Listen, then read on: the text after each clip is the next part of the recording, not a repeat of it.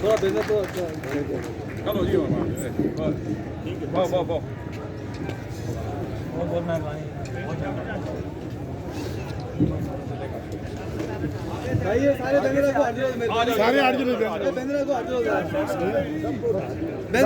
سارے باقی ہٹ چلو سارے. بسم اللہ الرحمن الرحیم. میرے اس سفر اڈا لال چوک میں بیٹھے ہوئے میرے بزرگوں، میرے بھائیوں، میرے بچوں، السلام علیکم.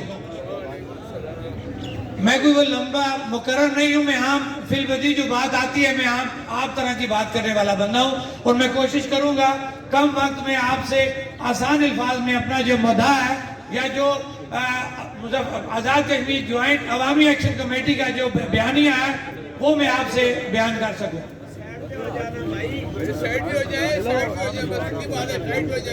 میں اپنی بات سٹارٹ کرنے سے پہلے اپنے ان تمام بھائیوں سے، بزرگوں سے معذرت چاہوں گا کہ جن کو تقریر کا ٹائم نہیں مل سکا. دیکھیں آج یہ ایک افراتفری کا دور ہے، مہنگائی کا دور ہے، کاروباری حالات نہیں ہیں، تو یہ ہم بڑے خوش قسمت لوگ ہیں.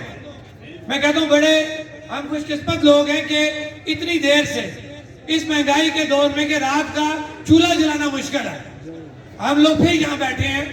اس سے یہ ثابت ہو گیا کہ ہماری عوام جو ہے باشعور ہو چکی ہے، وہ اپنا حق سمجھ چکی ہے، اپنا حق لینے کے لیے وہ ٹائم دے سکتی ہے.